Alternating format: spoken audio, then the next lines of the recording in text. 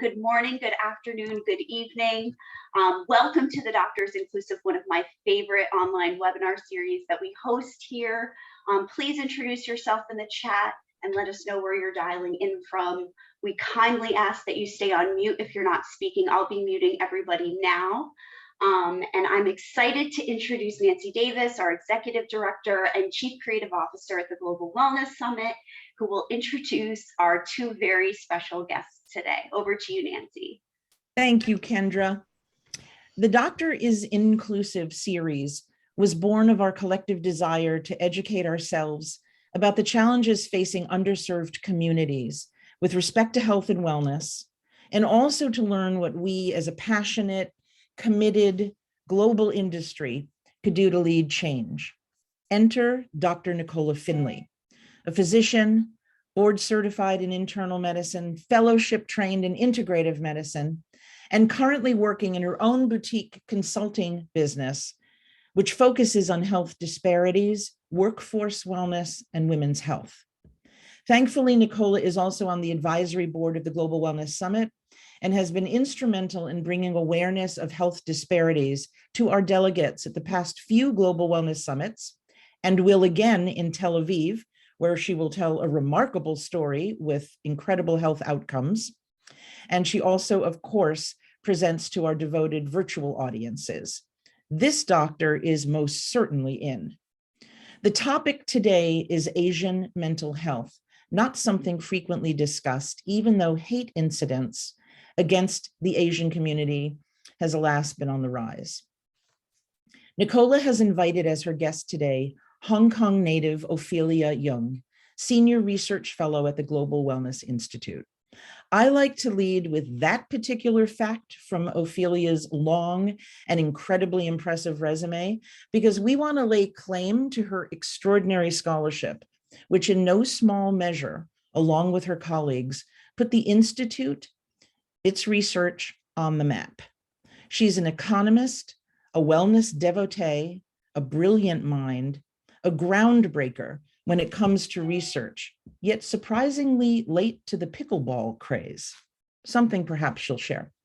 Suffice it to say that Nicola and Ophelia make quite a power duo, and they have joined forces today to help unpack the mental health implications of bias, to give us access to their personal experiences through storytelling, and to disarm us with science and honesty.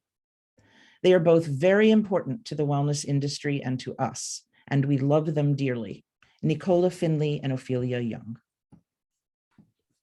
Thank you very much, Nancy, and thank you, Susie, and Kendra, and the whole Global Wellness team. I am delighted to talk about this topic with Ophelia. I am going to start with sharing my screen. So let's, and let me just organize myself on this side.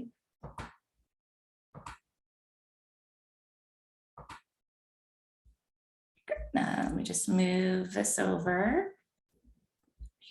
Okay. Good morning, everyone.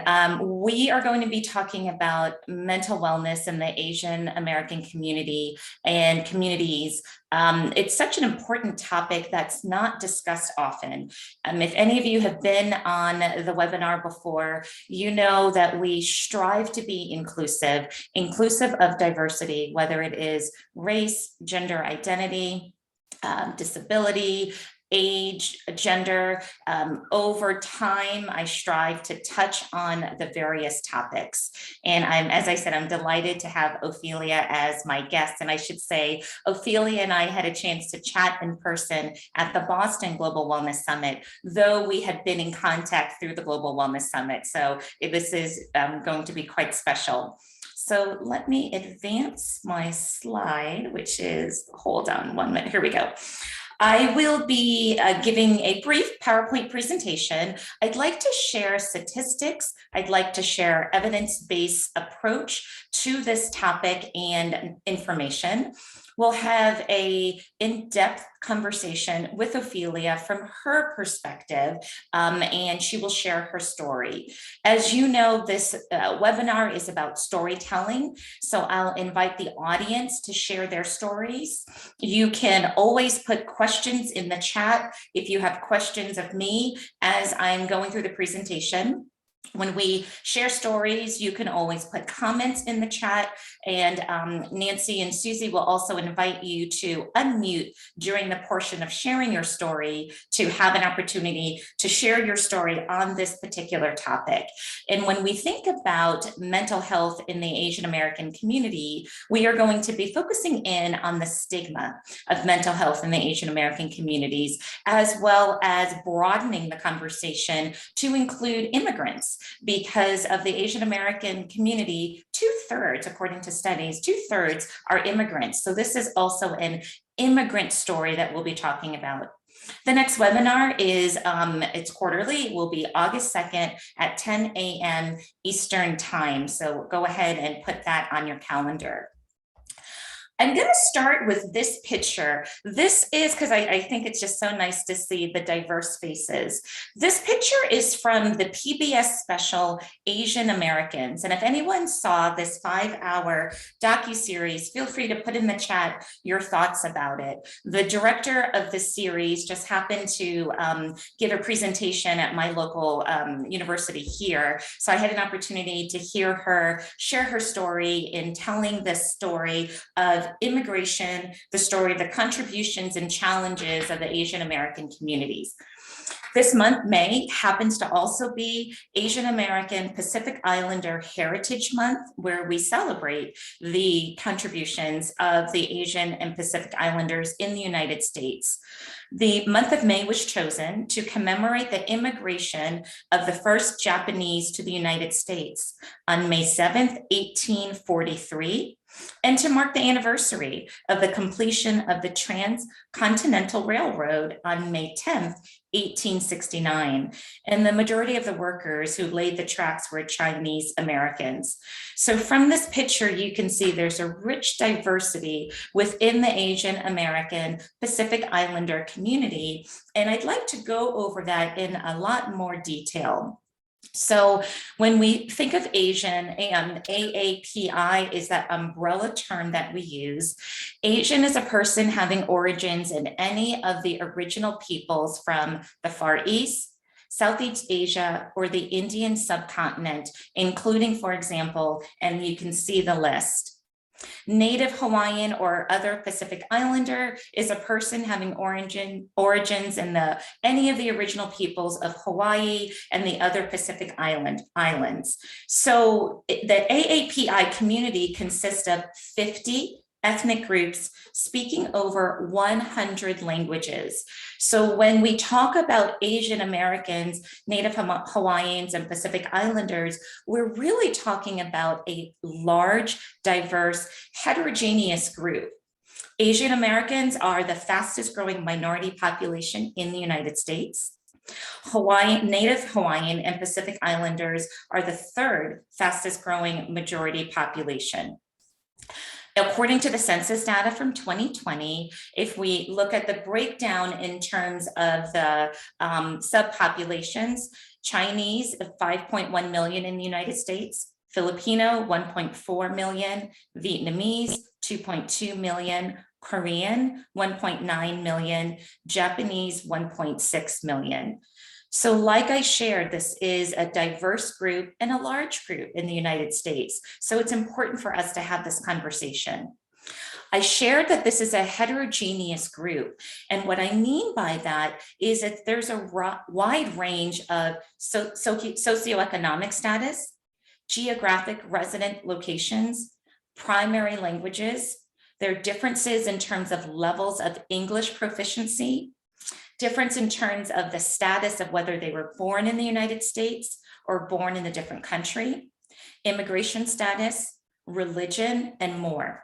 So here are a few statistics that I found. For Asian Americans, 45% of Vietnamese people in the United States had limited English proficiency in 2017, while only 13% of Japanese Americans had limited English proficiency. When we think about the subgroups, we can see differences in terms of graduate degrees. 42% of Asian Indians earned a graduate or professional degree, while only 6% of Cambodians have a graduate degree. And again, there are differences in terms of refugees or someone who, and recent immigrants versus someone who is a first, second generation, third generation, fourth generation American. Why I share this information is because these differences are important. They're differences between the subgroups and within the subgroups. So that creates a problem with the research that I'm about to share. The research that I'm about to share doesn't take into account this wide variety of differences within the umbrella term Asian American Pacific Islanders. So that is something that we hope that will change over time. This is a timely conversation. And why this is a timely conversation is because we have seen, unfortunately, as Nancy shared, a rise in anti-Asian discrimination and assaults during the COVID-19 pandemic. The Stop AAPI Hate website was created in 2020 to document the anti-Asian hate crimes. And from March 19th, 2020 to December 31st, 2021, a total of over 10,000, almost 11,000 hate incidents against Asian Americans and Pacific Islander persons were reported to this group. And of the hate incidents reflected in this report, over 4,000 occurred in 2020 and over 6,000 occurred in 2021. So that's an increase. And the trends in their website, and if someone looks at their website, you can find this report. The national trends: verbal harassment at 63% continues to make up the biggest share of the total incidents reported. Physical assault comprised 16%. And this occurred for Chinese Americans at 42%, Korean at 16%, Filipino 8%, Japanese 8%. Our government is doing something about this. In last year, in May 20th of 2021, President Biden signed the COVID-19 Hate Crimes Act to reduce the number of hate crimes against the AAPI population by expediting the hate crime review process through the Department of Justice. And so this rise in discrimination impacts the sense of well-being for this community. It impacts all of us because we all see this. And it can cause race trauma, race-based traumatic stress, which refers to the mental, emotional injury caused by encounters with racial bias and ethnic discrimination, racism, and hate crimes. And as we talk, we're going to be sharing personal stories, and I want to share personal stories as well. My daughter, who's a teenager, started a new team, softball team. And any mom on this call probably knows, like, you prepare your kids when they're in a new environment. And she was the only African-American on the team. So I said to her, if you've had any incidents of discrimination or racism, speak up, defend yourself. And this occurred last year. She didn't have any incidents of discrimination or racism, but the one Asian girl on the team did. And it bothered me, the comments that were made, and it was made by another team member, her own team member. And I think that speaks to the comment that we need to be aware of this, not just for ourselves as adults, but also for children. So when we think about the data, 6.1% of the US population identifies as Asian American or Pacific Islander. Of those, nearly 15% reported having a mental illness in the past year. And this is the data from 2019. Some of the specific issues that we see in terms of mental well-being for the AAPI population, I'll list some of them. One is called the Perpetual Foreigner Stereotype. This is a stereotype that regardless if someone is a second generation, a third generation American, they're frequently asked questions like, where are you from? Or they're told that they speak English well, which are forms of microaggression. Also trauma. First generation immigrants, particularly from conflict areas, for example, Southeast Asia, may experience trauma and have post-traumatic stress disorder. Stigma, which we're going to talk about in detail, and Ophelia will be talking about that from her viewpoint, expressing challenges, guilt, shame as well. Expectations, high expectations in terms of success. Religious intolerance. In terms of the Asian community, there's a wide variety of religion, Muslim religion, particularly discrimination against their appearance and beliefs, and the model minority myth, that concept of the Asian American community uniformly being high achieving, successful, well adapted, which is not always the case. So when we think about mental health, according to the data from 2019, nearly 77% of Asian Americans, Native Hawaiians, and Pacific Islanders who had any mental illness did not receive treatment. And this is something that is important for us to talk about and to shed light on this topic. And as I mentioned, when we think about the research, there's just insufficient research in this community. Unfortunately, according to the research, clinical research efforts in this community in terms of the National Institute of Health budget was only 0.17%. There is this belief that there is not health disparities in this community, which is inaccurate. And what we know is in this community, mental health can be seen in different ways in the different subgroups. And maybe in the chat, someone can talk about their experience about that, or during our conversation towards the end. It could be cultural beliefs, it could be language and how we perceive mental health in the different subgroups. Symptoms might not present as typical symptoms of depression. It might present as physical symptoms. That's what some of the research shows. So we're really looking for behavioral health equity when we think about this community. I also wanted to focus in on youth of color and the AAPI youth. This is data from the 2022 State of Mental Health in America, looking at disparities in mental health treatment for youth of color. And this is looking at youth with major depression episode. Did you see a health professional or receive medication for depression in the past year? And you can see the response. The Asian response in terms of seeking help was the lowest at 8.3%, and 91% said no, they did not seek help. That's the highest out of all the racial ethnic groups in terms of youth of color. And that's important because if we look at additional data, in 2019, suicide was the leading cause of death for Asian Pacific Islanders ages 15 to 24. Asian American males grades 9 through 12 were 30% more likely to consider attempting suicide compared to non-Hispanic white males in 2019. So what are some of those barriers to achieving mental health care? Because as I shared for adults and for youth, the AAPI population has the lowest help-seeking rates out of any ethnic group, and that's at 23.3%. Some of the barriers would be stigma and shame, and I'm going to hold off in going into detail about that because we're going to talk at length with Ophelia about that from her personal perspective and her viewpoint. But I'd like to touch on barriers in terms of language barriers. 32% of the AAPI Americans are not fluent in English. So we need to have mental health services that are linguistically and language and culturally appropriate.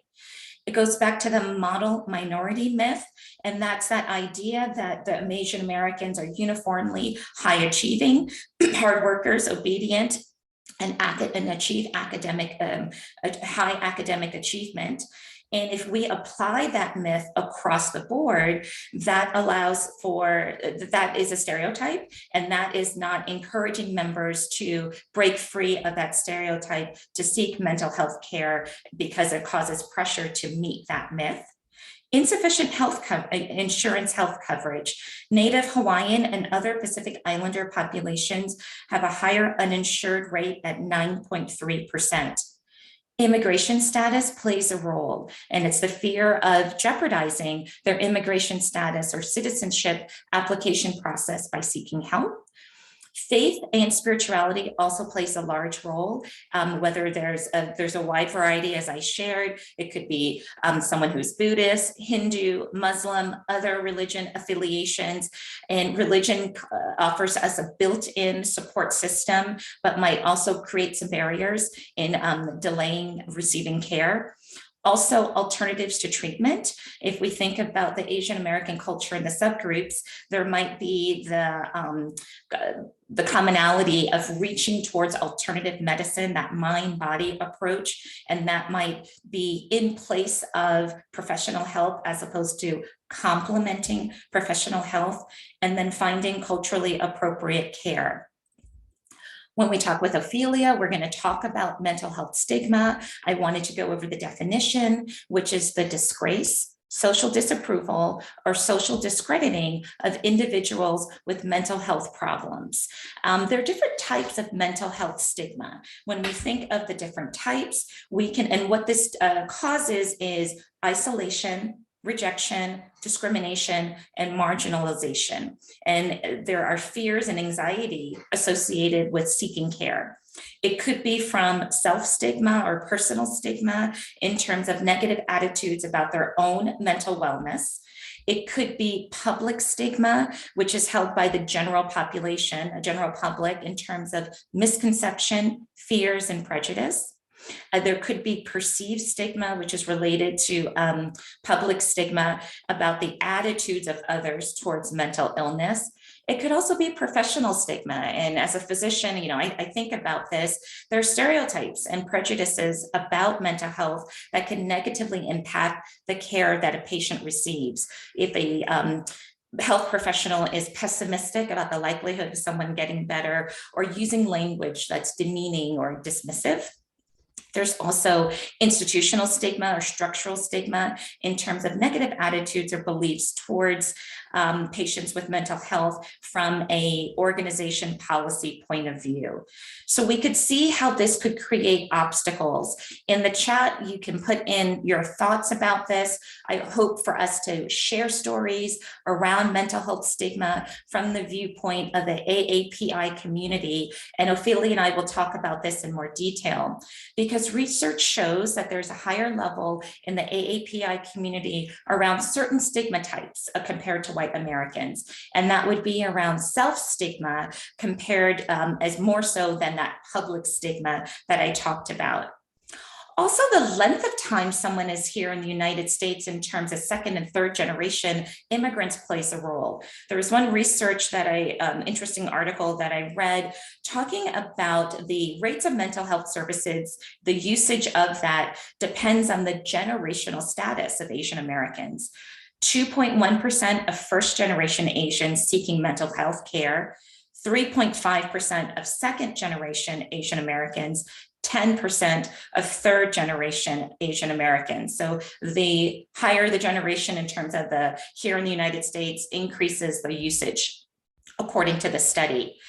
And as I shared, what shapes the Asian American experience is it's an immigrant experience. So I thought I would just share some data from the Latinx or Hispanic community, another in terms of immigrant community, and we could carry this conversation in terms of other immigrant communities.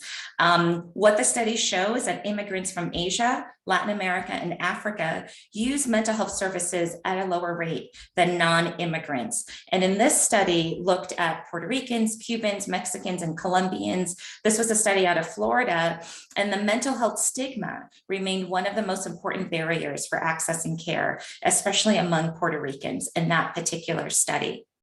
Excuse me, Nicola. I'm sorry to jump in. I'm watching the time, Oh, and yes. and I think maybe we could send your slides along in the follow-up if that's possible, and Yes. get to Ophelia. I know Ophelia has a story you wanted to get to other people, and we're almost at 10:30. So Thank you, Nancy. I keep on. I can't help on myself, and you know, on. I'm always emceeing. So Okay, thank you, Nancy. Perfect. I love that.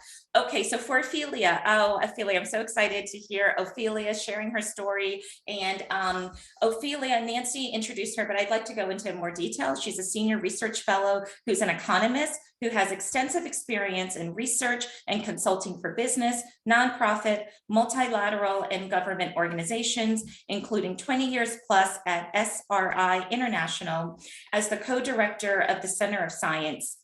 For the past 15 years, she co-authored many research studies for the Global Wellness Institute. And in 2020, she conducted the Global Wellness Institute study, Defining the Mental Wellness Economy. And I have the picture of that up there. She's a native of Hong Kong, came to the United States to pursue studies. She holds degrees from Smith College and Princeton University. I am going to stop sharing my screen, and I am going to Ophelia, there you are. Okay, great. I can see you. So Ophelia, can you share your story with us? Let's start there. Well, thank you for inviting me, Nicola. Usually when I'm in any Global Wellness Summit or Global Wellness Institute events, I'm speaking as an economist and talking to you about various wellness industries. So this is a very new experience for me to kind of share my perspective as an Asian American. And so, you know, I guess I don't normally share the story in a professional setting, but as I was listening to Nicola about the Asian American mental wellness, this issue, and it is very interesting to think about my own identity and where I came from. As both Nancy and Nicola mentioned in my biography, I came here, I grew up in Hong Kong, was born in Hong Kong, and grew up and came to the United States for college when I was 18. And then I went to graduate school and got a job and met a very wonderful Chinese man who is third generation Chinese American. And so, you know, I settled here and I have two children and they're twins. They're 22 years old, a boy and a girl. So I have, you know, an Asian American male and Asian American female that I have raised. So it's very interesting thinking about my journey, because really for the first maybe 10 years here, I first felt like, well, I was a foreign student, then I'm just a foreign worker. And eventually then I became American. So I'm Asian American, but I'm also an immigrant. And as when I talked to Nicola, so there is very many interesting layers of experience. And as an immigrant, in some ways, I did not relate to the Asian American struggle and how they felt for a very long, you know, period of time. And I felt that I had more in common with people who were here as immigrants or foreigners, because we didn't grow up here. So a lot of things here are new to us. And, you know, so it's sort of like a minority perspective was something I learned over a long time, the last few decades, as I, you know, because my husband's family are Asian Americans. So when we talk about mental wellness and listening to Nicola talking about stigma and all the issues, you know, and some of the anti-Asian violence, the first thing that came to mind, the word is invisibility, is being invisible.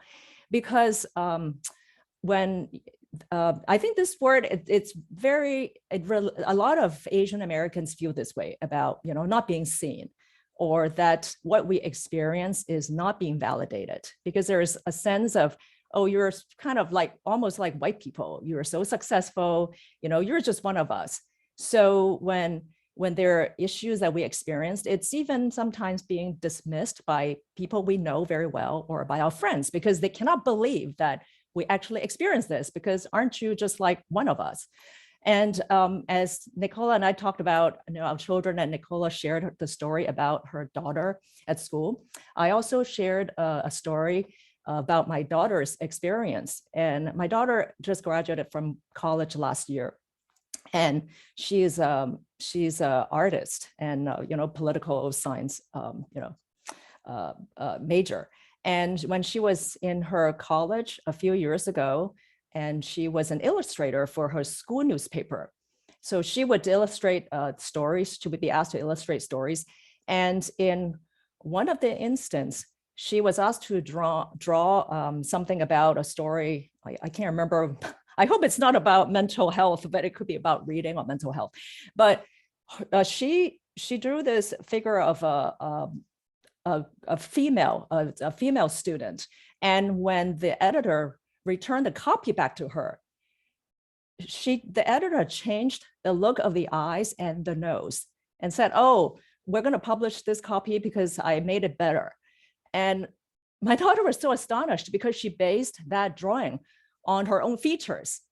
And to be an artist, to have your work being changed without your permission, and at the same time, being told that basing that on your feature is not the right way. I mean, that was pretty shocking to me. And this is in a very liberal arts college, small college in California, where, people are very woke, and these are, 20-some-year-old, you would think this is the most woke community. So I think that, and that was a very shocking instance, and she ended up quitting that school newspaper and no longer be the illustrator. And then she's now actually having a career of being a graphic artist for a lot of brown and Black and, minority causes. So that, so some of these experiences, it's when you may find it incredulous, but this is the kind of micro or obvious or, these kind of aggression that is not visible to a lot of people when we talk about, discrimination and mental wellness. Thank you, Ophelia, for sharing your personal story and what happened with your daughter. It's shocking that still happens. And like you said, in a place like California, I know that you've done research on mental wellness, and you're an economist and a researcher, not a psychologist, but based on the research that you've done, can you define mental wellness for us, please? Yeah, so let me see. This is like a test. Do I remember that? We define mental wellness as not a state, but as a resource, an internal resource that help us think, feel, connect, and function. And we also define it as a process, an active process that help us to continue to build resilience, to grow, and to flourish. So it is not, we don't define it the same way as just mental health. It's more, we want to focus on building resilience and, toward flourishing. And in my presentation, I kept on alluding to, I'm going to ask Ophelia about stigma in the mental health and mental wellness for the AAPI communities. And I know you cannot speak for all those subgroups that I talked about, but if you don't mind sharing your views on the topic of stigma from your perspective of mental. Mm-hmm. Yeah, so stigma it's related to secrecy and shame. Of course, it's always related to secrecy and shame. And when I was looking at your presentation of the different type of stigma, I thought, well, one glaring thing that's missing to me is family stigma. I mean, secrecy and shame is completely related to family. If you come from the Asian community and some other community, but the Asian community definitely. So when you talk about personal stigma, there's definitely, even though most of us don't think, oh, I'm practicing Confucianism in my life, that's a guiding philosophy. A lot of us were brought up in a value system where, I'll just summarize sort of like a Confucian system of like a thinking of a virtuous person, is where you tame your mind and your own person, your own conduct. And that's when you have a good handle on that, you are able to bring harmony to your family and then serve your country and bring peace to the world. So your value as a person first comes from your, sort of like mental and your state of conduct as a person. So I think anything related to sort of mental issues, it's kind of violating your value as, your person immediately. So that is sort of from a more personal perspective. But from a family perspective, Asian people, Asian culture, Chinese culture, we're not the only culture that had very close-knit families. But within a family, I think most Asian people could identify, they would have heard the family, the parents would say, don't do this and that because it will reflect badly on us. It is something that is just drilled into us. If you do something, you're not embarrassing yourself, but you're embarrassing your entire family. Like bringing shame to your family, dishonoring your family. It's like a biggest crime you can do to your parents and to your extended family, and selling your family name. So we're not talking about just, oh, if I have mental issues, I don't want to tell people because it's shameful. We're talking about anything that is perceived as not to be proud of, like job loss. Oh, don't tell people. Oh, I have a serious illness. Don't tell other people, or maybe there's a divorce. Don't tell people. Oh, I didn't get into law school. Don't tell people, So there's a lot of this, everything could be, if you're not proud of, could be shameful. Don't tell people. And so all this sort of, compartmentalizing and not sharing, it's itself a big source of mental strain, I think, continuously. Thank you for sharing that insight. I could see that. And I know when you and I talked, you have friends and family in Hong Kong, and it's a global audience. And if you could share really what you've seen around cultural stigma and mental health, mental wellness with your friends and family in Hong Kong, anything that you could share.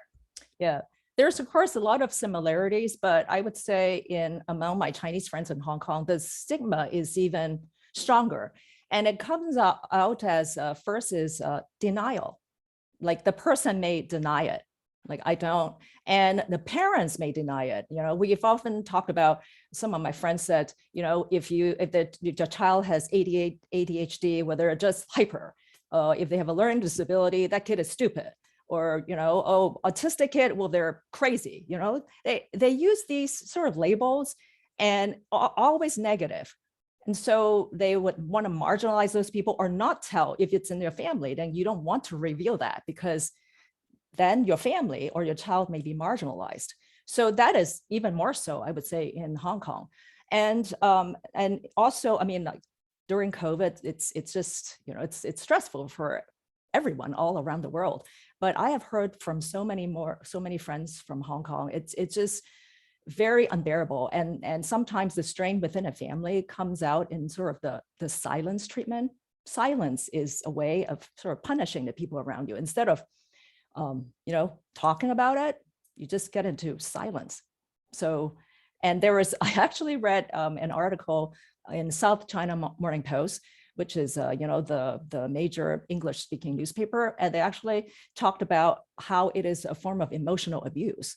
And it is, so many people are really suffering from that. You have some issue, you're unhappy, you stop talking to your spouse, stop talking to your child, stop talking to your parents, even though 4 people live in a, 1,000 square feet apartment, stop talking to each other, 6 months. And I've heard that happen a lot. And so, and the other interesting thing I found is that the convention of talk therapy is not really acceptable. A lot of people felt just talking, I pay people and I just talk to them, they don't give me a solution. It's a waste of time. It's worthless. But when you actually get medication, that becomes more acceptable, because it's kind of like, oh, go to a doctor, I get some pills, it makes me better. So there is, I think there is a less of an understanding of the various way to deal with mental strain. And then when it manifests, like you said, Nicola, when it manifests in heartburn and in gastrointestinal problem and heart palpitation, then they go to the doctor and see it, because it's more acceptable that it is a physical illness and not a mental condition. I was thinking we would end on a positive note with this discussion with you before I pass it over to Nancy and Susie. What do you think we can do to support each other in terms of mental health, and for our friends, for ourselves, for our family, for our coworkers? I just thought we should end on something positive with this part of the discussion. Yeah. I think for Asian people with Asian backgrounds, if we have these feelings of shame and secrecy and feel shameful, or we see people in our family with mental issues, I think we need to question, or actually be aware of where this feeling of secrecy and shame come from. Very often, if you keep it a secret, that you make it shameful. And if you think it's shameful, you make it a secret. And it's sort of like a vicious circle. And as long as we are aware of it, and maybe a little bit of openness, immediately sort of dispel the shame, and then the support will come to us around us. So I think that's important. And then there's one thing I also want to mention is especially for maybe people in the immigrant community, and your parents sacrificed so much for you, and then so that you could have this life, and all the expectations you talked about, the model minority expectations. I think a lot of people feel that the love from their parents is conditional upon success. I think that's where a lot of the stress comes from, for especially younger people in college. But I can tell you, I am very, very sure in 99.5% that's not the case. Maybe they look tough, but the love is not unconditional. They'll be there. But I think there is like this assumption because there's such an emphasis on success. And for people who are not Asian but have Asian family members or Asian friends, I think that it's important to be aware of this this issue being invisible, because it's and then listen when those friends and family express their distress over any of the events. Do not dismiss it, because you do not make assumption that, oh, you're so successful, you're doing so well, you live in this whatever area, it doesn't affect you. I mean, we cannot make those assumptions about people, and just be there to listen without judgment. Thank you so much for sharing your story. I think it's courageous, and I really appreciate you sharing. It's a personal stories that you shared, and I think we all have, and you've enlightened many of us, all of us, so I very much appreciate it. I wanted to pass the mic over to Susie and Nancy to see if they have any comments they'd like to make before we open it up for the audience to share their stories. Susie, would you? Oh, okay. Well, I'll just, in keeping it in the personal mode, I will just share that my daughter married Marvin Lee, whose family is from Taiwan. And, Marvin grew up in New Jersey, so he's American. But he has experienced a fair amount of bias since COVID, where, the focus became, this is a horrible pandemic brought on from China. So everybody Asian became a kind of target. He lives in New York City. And so that we experienced that through him a little bit, which was very upsetting and unnerving. And, my grandchildren are mixed race, so they, but they certainly have an Asian look, and so my daughter started to worry about how that would affect them out in the public in school. And so that's one thing. And the other personal thing I'll share is that Marvin, who is absolutely wonderful, married into a big emotional Jewish family, and the poor man, he'll sit with, there'll be like all this sort of ranting and going on, and, all of this wonderful emotional outlet. We have no trouble expressing our feelings. And it makes him incredibly uncomfortable. And it's just an interesting thing that we have observed, and I'm not trying to stereotype my big Jewish family, but, it's no problem expressing emotions. He is much more reserved. And so he's surrounded by like emotional people when he's with us, and we can see his discomfort. He's navigated, and we've all navigated around that, so that he doesn't feel, bad about not being able to kind of express it. But it's just been an interesting journey for us to be aware of that, and to embrace that, and to, sort of find a good meeting place of all of those things. So I just wanted to share that. I'm sure everybody's got stories. Thank you, Nancy. I just wanted to ask Ophelia a question about some of the movies that come out, about that include Asian Americans and stereotypes and so on. And of course, that movie, Crazy Rich Asians, I think that was the name of it. What can you help us understand how someone, how you react to that and how you react to others who react to the movies and how, Asian Americans or Asians are portrayed? The reaction to the Crazy Rich Asian was like a very big well-received movie, and in the Asian community, it is, they're well aware that it is the first one in 20 years since Joy Luck Club that had an all-Asian cast, and the fact that such a big deal was made of it just goes to show you how unusual it is, right? And for decades, Hollywood has been portraying Asian people, and all kinds of, non-white people in certain ways. Like if it's for women, it could be you're either the dragon lady or, could be highly sexualized.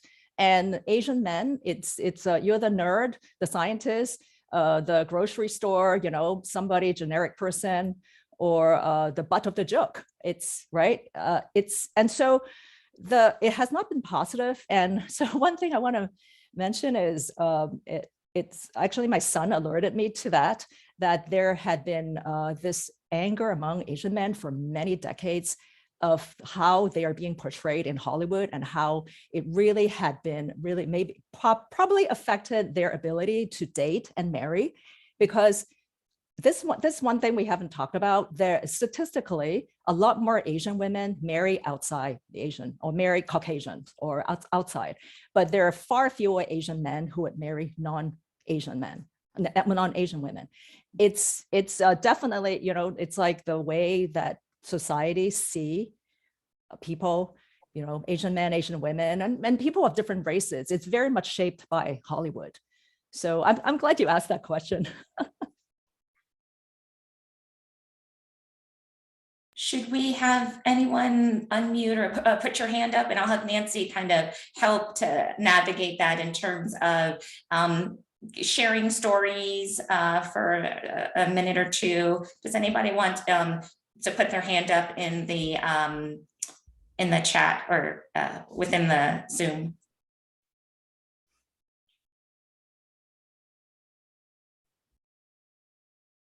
Is Rebecca Horton? She had an interesting comment about her daughter's experiences. I don't know if she might want to share about that. Hi, I'm Rebecca Grier Horton from Dallas, Texas, formerly of Miami. So some of you look familiar. And I too had the same experience with my two now adult daughters during COVID, and just the comments, especially here in Texas, of people seeking to place blame on a marginalized population. And I found it particularly aggressive toward women. And that's all I'll share. Thank you for sharing that. Sue, there's no option to raise a I hand. muted and muted. I apologize. Thank you for sharing that. I think that goes back to those gendered roles in terms of racial minorities that Ophelia was just mentioning. I see Joy with her hand up, and I think in the chat someone said they didn't have an option to raise their hand. Sue wants to also do that. Okay, so I'll let Joy go first because her hand is up. So Joy, who I know very well, Joy, I'll have you share. Thank you. Hi, thank you very much. I'm in Tucson, Arizona, and just wanted to point out a couple of things, or just to mention it, just based on my own personal experience from the Asian community. There's a lot of like extra attention that stands out because, like, in the sense of getting in trouble or keeping the family, making the family look bad when they speak out and ask for help. So a lot of times this idea of secrecy is very much strong and prominent within the Asian community, especially from my parents' generation. It might not be there so much from my generation or my children's generation, but from their generation, I remember growing up, like anytime you you don't want to get extra attention because you might get in trouble or they might look bad upon you, or it's just something like that. So this idea of secrecy is very, very strong within the Asian community. And then the other thing also is that sometimes family members blame the mom, believing it's like a karmic or a lineage issue rather than be based on science. So that is like the underline of many Asian culture. Underneath it all, they don't believe that it's a science thing or it's a problem within, just the biological part of someone who's born with some sort of disability. They really believe, like deep down, they really believe it's like a karmic thing, it's a lineage thing, and we should pray and do something for our ancestors so it doesn't get passed on to the next generation. So that's something that's also there that doesn't get spoken into because we base a lot of things on science and shame and society and stuff like that. Joy, thank you so much. I want to be sure we get to other questions too. So thank you. Okay. Thank you, Joy, for sharing. I think that's so important to talk about faith and spirituality, and how interesting what she shared in terms of the mother getting blamed and not the father. Very interesting. I see Sue with her hand up as well. Hi, thanks for taking my question. Maybe this is a little bit off, but I was wondering if Ophelia or maybe even Nancy's, I think, son-in-law could share how they responded to the hate crimes and bias incidents, or the threat of it, the potential of it. I'm here in New York City, and it's quite high. And my, I guess, main response has been to just stay in lockdown mode. I don't take the subway. I don't go out unnecessarily. So I'm kind of curious as to what other strategies people have used to cope and deal with the threat. Thank you, Sue, for that question. Ophelia, would you be able to comment on that? Yeah, I'm so sorry you feel that way. And a lot of us feel that way. I mean, that's another thing that maybe a lot of my friends don't believe. And a lot of, a lot more of us carry pepper spray in a bag, or, and I have friends who are trying to get those knuckle rings. Women, it's almost becoming just sort of like a self-soothing strategy, something to make you feel better, or take self-defense class, or just always looking, around you at the subway, or walking on the street so nobody push you when there is a bus coming. So it's terrible that, it's a terrible mental strain. A lot of us are living under that. And when you look at the number of hate crimes that are reported, I mean, probably for everyone reported, there are 10 more or 100 more, right? It's just, it's all these micro and macro and obvious, harassment. It's I'm sorry, I can relate to that. Yeah, it's awful to hear that. And I think what Sue is sharing is she's isolating herself as a result for really not psychological safety, but physical safety. And while I'm not a psychologist, as a physician, if I put on my physician hat, I would think of reaching out with support with others might be a strategy. But what she's sharing, I'm sure others feel, and I can see why she is feeling the way that she's feeling, which is really a consequence of what's going on, which is terrible. So thank you, Sue, for sharing that. In the last few minutes that we have, does anybody else want to make a comment, share? If you want to raise your hand.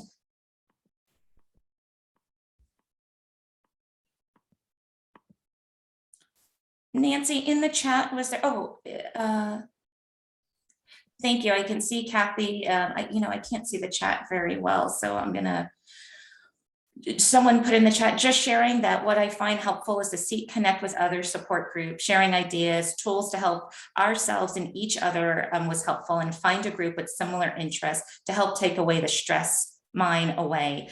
Yes, and that support group is so important. I appreciate you sharing that. Is there anything else that maybe, Nancy, I've missed in the chat? Rebecca put another link in her chat. I guess it's a website called righttobee.org, and it's about Stop Asian Hate that has an amazing training. I mean, that might be very interesting, especially for the person who's isolating. And, I'm really hearing that the support is important. And that's why I'm glad, Ophelia, that you did this, and Nicola, that you did this discussion, because I think, I mean, I've learned a lot. I was not aware that, the issue of secrecy and, and actually being afraid to go out. I mean, I was not aware of that. If my partner was on this call, who's a clinical social worker, she did her PhD on social support. And it was in the AIDS community at the time when there was such stigma and shame around disclosing.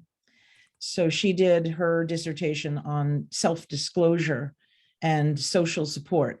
And it can be extrapolated, I think, to any kind of stigma, is that the health outcomes of AIDS patients who disclosed to their family and therefore had a support system were remarkably better. And I think, health outcomes, we have said this a lot. We believe in these gatherings and every other kind of gathering, because we think it's really important to have community and to share challenges. And when you have that support, when you can have that, it makes a huge difference mentally and physically. Can I share a few resources? The National Alliance on Mental Illness, Yeah. they have a section on Asian American, Pacific Islanders. There's also a book that came out by Dr. Jenny Yeung. She's a PhD clinical psychologist, and she has an Instagram, Asians for Mental Health. Her book Let's put all that in the we'll put all of that in the follow-up email Okay, that good. Kendra sends too. But I just want to say, before everybody tries to write it down and ask you what it is, we will. Okay, I'll put that in. share I'll ask Kendra to send that out. I want to just say one thing, like for the last minute, that Nancy, I mean, it was very interesting when you mentioned, like Marvin being in your family and how he behaved, and that resonated with me, because when you talk about stigma and mental health issues, it's about sharing how you're feeling, right? That is the most basic number one thing, to be able to actually share how you feel. And to do that, actually, it could be harder for a lot of people from an Asian background, because to be reserved, to be not have boundaries, and to not overshare. Very often these are considered virtues. We're raised to have those as virtues. So that's why Asian people are seen as like, okay, they don't raise their hand in a meeting, they're so quiet. It's not because they have no thought, because we're raised to think that it's rude to interrupt, to even hog space to talk about how we feel. So there is an awareness that that's probably how we're raised, and not because we have nothing to say or we're even shy. It's because maybe we thought that is like a bad, that's not virtuous. That's like a bad thing. So for me, I feel it is nothing but virtuous. It is an incredible balance. What I think when Rebecca and Marvin chose each other, it was like this. It was like a complete balance of, it works really well. It works really well. And I have like tremendous respect. And we have learned a lot about, what culturally would, shape what our cultures shape all of us, our families, our origins. It shapes everybody. And very interesting.